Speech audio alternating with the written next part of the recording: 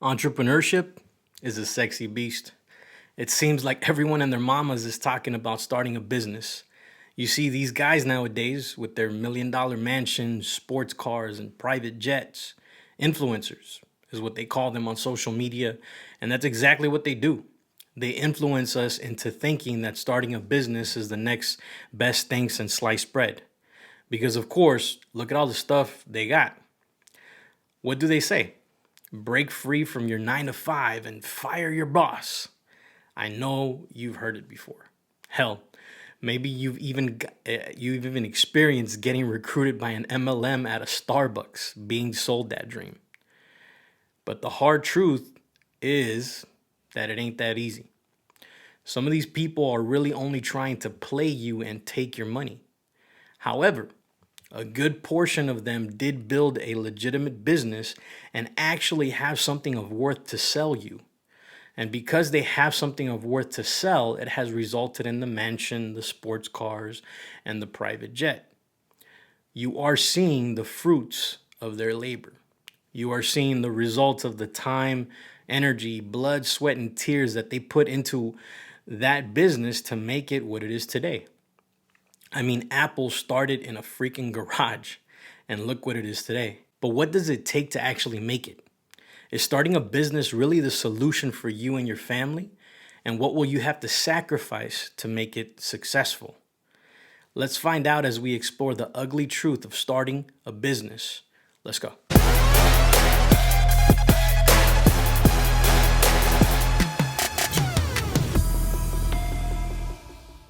What's going on, fellas? Welcome to Alpha Dad Consulting. I am your host, G. Vidal, and on this show, we focus on providing you as a millennial dad with all of the tools and resources you need to create the family and business life you want.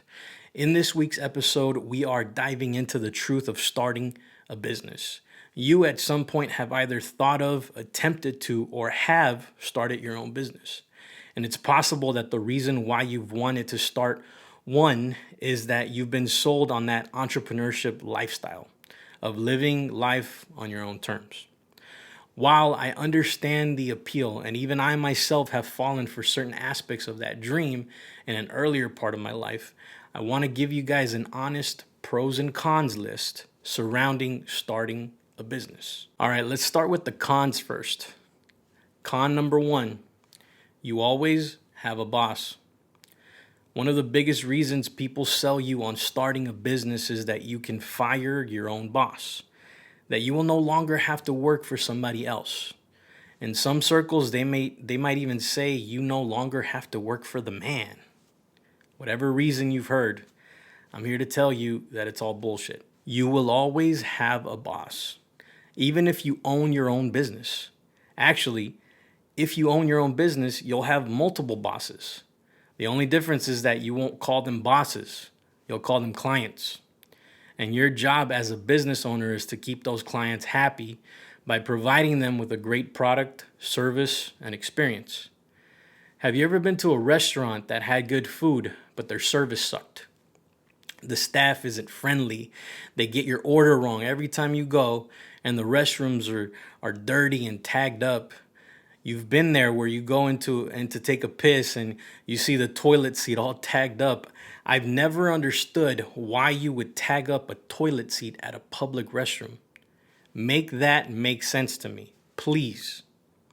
Anyways, when you have this experience as a client, even if the food is good, you're more inclined to not go back to that restaurant. That place loses business because what are you going to do? When your friends ask you if that place is good, you're going to say no. You are that restaurant's boss. You give the orders and they follow them. If they don't follow your orders, you fire them. So when you're the business owner, you got to keep your clients/bosses happy or they will fire you. Don't get sold on the idea that you'll never have a boss again after starting your own business. Con number two, no real time off. When you're an entrepreneur, it is extremely hard to shut off your brain. It's really hard to disconnect from the business and take a vacation because you are constantly thinking about it. You are constantly thinking about solutions to problems, whether it's problems in your own business that you need to solve, like how to get more leads, how to market your product or service, how to improve the quality of your product or service. Or if you're like me, you can't stop thinking about the next 3 businesses you want to start. It's hard to turn it off sometimes. In most cases, when you're first starting off, you're wearing a lot of hats and have to acquire a lot of skills. Not only do you have to learn how to run the business, but you got to learn how to sell, advertise, copywriting, web design, lead generation, CRMs, the list goes on. If you're starting a business while working a full-time job, which is what I've done, the trade-off is that when you're not working your day job, you're working on your dream one. So yes, you're going to have some sleepless nights. You're going to have those moments where people are going to hit you up to go out and hang out, and you're going to have to make a choice. The choice between going out and having fun or putting in work on what you're trying to build. Now, the problem is that most people are not willing to make that trade. Con number three, no guarantees. There's not really any real guarantee in anything you do in life, really. There's no guarantee that your job will be there tomorrow. There's no guarantee that you will be successful in life. We have no guarantee in business either. Most entrepreneurs fail their way to success, meaning that they start businesses that actually suck. Maybe at first they show some promise like a freaking fidget spinner, but then it dies out. Or maybe you open a restaurant that you have to pay a lease for and a pandemic hits. Now, all of a sudden you're stuck paying the lease, but you have half the clientele because of social distancing and all these stupid ass mandates. You're barely staying afloat. No one can guarantee your success when you start a business. You may start one and not make any profit for a few years. Depending on what the business is, this is the reality for a lot of people. Which brings us to the last con. Entrepreneurship is not for everyone. It's just not for everyone. The reason being that it's not an easy endeavor to take on. The influencers of our time have made it attractive, but don't be fooled into thinking that it's easy. You have to dedicate time, energy, and money into building a sustainable business. If you're not willing to do that, if you're not willing to acquire new skills and a growth mindset, you're not going to make it in the long run. Not everyone is willing to fail 99 times without giving up. In fact, the opposite is true. Most of us want to do things perfectly in order to avoid failure. We are programmed since grade school to believe that failure is a bad thing. When you get an F in school, they classify you as a failure and set you up to be looked down upon in society because of it. My parents wanted me to be an A student, and they would get mad at me if I got a C, a D, or F in any of my classes, to the point where I would get scolded or whooped simply because my grades weren't up to the standards that they had been led to believe that I should have. Still to this day, I have yet to see my parents pick up a book and read it. But they'll watch the news though. Oh man, you gotta be informed, right? Failure is not a bad thing, guys. Failure is a necessary part of life because our brain is designed to learn and correct itself. When I go to the shooting range and take my first couple of shots, they're usually not on target. I don't sit there and beat myself up telling myself that I'm such a failure and a lousy shot. I fail a few times and correct my mistake, then keep taking shots. After a few minutes, I find my groove and then I'm hitting my mark. But I had to be willing to fail and push past my failure. It's not easy because you got to reprogram your mind and to take advantage of failure. If you can't do that, then this may not be in the cards for you. Now, on the other side of this morbid coin, we have the pros. So let's get into those. The first one, pro number one, is autonomy. The freedom to do whatever you want. When you're the business owner, you are indeed the boss. Now, it doesn't mean that you don't have a boss yourself. Like we discussed earlier, those are your clients. But guess what? As the boss, you get to decide which clients you want to work with. If you're dealing with horrible clients, you don't necessarily have to keep working with them. If your kid has a game on Friday, you have the freedom to make time for it because you're in control of your business. Again, remember, with great power comes great responsibility, which means since you are the boss, if you ain't doing what you got to do to make a profit every day, that will ultimately have consequences as well. You got to be disciplined with your freedom. This is one of the largest appeals of running my own business to me. I want the failure or success on my own terms. If I fail at my business, it's on me. If I succeed, that's also on me. Something I've developed in pursuit of business has been confidence in my own capabilities. So even when I fail, I'm confident that I will learn from that mistake and not repeat it again. You can't beat freedom, especially financial freedom, which leads into my next pro. Pro number 2, there's no salary cap. Kevin O'Leary, Mr. Wonderful from Shark Tank himself, says that a salary is something they give you to give up on your dreams. Now, when I first heard this, I didn't get it at first because I always grew up being programmed to believe that you want to strive for a high salary, right? I mean, when you get a job, you want to get paid the most. And when you stick around for a while, you want to get a substantial bump every year. Most people view this as success and they're content with this. But what I believe good old Mr. Wonderful was trying to say here is that when you accept a salary, you're in essence settling for a limit. You're saying that in this job, doing this work, you are willing to cap out at whatever your figure is for the year, your salary cap.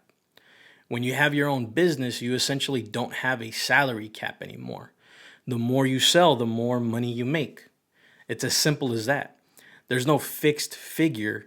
I mean, you can have projected earnings based on previous history, but ultimately you don't really know what the earning potential is. I personally find this appealing because, again, it's on me. I don't have to settle for what some other company thinks I'm worth. I don't want to settle for an hourly wage. I don't want to be capped on how much money I want to make.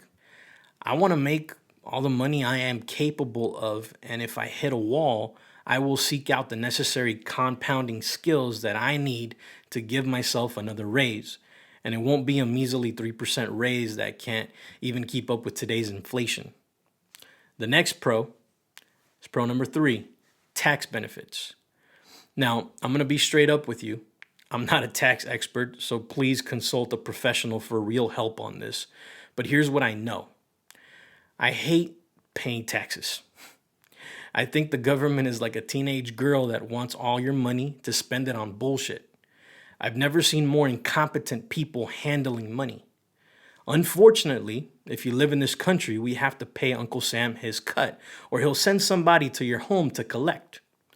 And as a regular employee working for a company, you have been set up to pay the most taxes. Because the way that the tax structure is set up for employees is that we earn our money, we get taxed on the money that we earned, and then we get to spend what's left over on wonderful things like Amazon or rent. But as a business, guess what? Because businesses provide jobs that allow Uncle Sam to tax your earnings, they get certain tax benefits. The tax structure for a business is earn, spend, and then get taxed on what's left over, which in essence means you can earn $100K in profit, but you invest $70K back into the business, you will only get taxed on the $30K that's left over. That $70K worth of spending can include a company car, a business trip to Bora Bora, ad costs, business expenses, etc. You get the point. This is the reason why a lot of business owners don't pay a whole lot in taxes. Am I saying that this is fair? Hell no. Paying a shit ton of taxes ain't fair to anyone. The worst part is that the everyday hardworking American gets screwed the most. But they're only getting screwed because they don't teach you this in school. They don't want you to know this because it doesn't benefit them.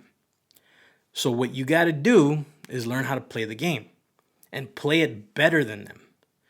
You can do that by starting your own business and becoming a business owner yourself. The information is out there. You just got to go out and look for it. And this brings us to our fourth and final pro, which is the digital age. You are living in one of the most unique moments in time where starting a business is not as difficult as it once was. You see, before, when you wanted to start a business, it was usually a brick and mortar type business, meaning that you needed to find a location. Maybe you were opening a store. So you got the location, but then you needed products to put in the store. Then you needed to hire people to sell those products for you. And depending on the type of products you were selling, your profit margins weren't very high. However, now in the digital age, we have something called the internet, which made it possible for us to have online businesses. You can have an online store that sells t-shirts, and you don't have to buy bulk loads of shirts anymore that may or may not get sold. If you've ever sold physical products in a store before, what's one of the biggest issues? The biggest issue is that you run out of stock, or you don't have that size of shirt in stock, so you lose the sale. With an online t-shirt store, a customer goes to your site, buys your shirt, that order gets sent to a fulfillment center, they get a cut, you get your cut, and they ship the shirt. It's always in stock, and you never have to buy wasteful inventory in bulk anymore. It's an absolutely beautiful thing. If you are going to start a business, I recommend you start with an online business. And if you want the lowest barrier of entry, meaning the lowest cost possible, you're going to want to start a consulting or information-based business. If you can leverage something that you're really good at and teach others to get a similar result, you have yourself a good launch point. Yes, in an age when you can Google anything, people are still paying for information. People are waking up to the fact that college is outdated. Those college textbooks can't be written or nor printed fast enough to keep up with how fast the world actually moves. Over the years, as I've built my business and even regular career, I've spent easily about $20,000 or more on books, courses, seminars, coaches. The cost of a car pretty much invested in me. That investment got me out of debt, provided me with more valuable skills, and more than doubled my income in less than 8 months, putting me well over the six-figure range. If I would have went to college for 4 years and paid them, I'd probably be $100,000 in debt right now, still living in a small termite-infested apartment with my family, going from paycheck to paycheck. I got ahead in life without doing any of that for a fraction of the cost in a fraction of the time. I'll take that any day of the week. If you want to learn how to get started in this type of business, I want to share with you this free guide I put together called my 30 Days to Business Blueprint. It takes you through weekly steps you can take in order to get your business off the ground in 30 days. Just go to alphadadconsulting.com/30 days to grab your copy. I can't promise you that you'll have a Bentley and a mansion next month. I like to keep things realistic, but this does have the potential to make you money. Maybe it's $500. Would that make a difference for you financially if you could have another way aside from your job, your regular day job, to put an extra $500 in your pocket each month? And once you do 5, then you can push it to 1,000, 1K, then maybe 3K, so on and so forth. The point is you got to start somewhere. Again, that's alphadadconsulting.com/30 days. All right, guys. Well, that's going to wrap it up for this week's episode. I want to thank you for tuning in. As always, do me a favor. If you got any value from this, share it with someone that needs it. And if you're on YouTube, please like and subscribe. And if you're listening to the podcast, please consider leaving me a review, as that helps me out a lot. All right, my fellow Alpha Dad, I'll catch you on the next one.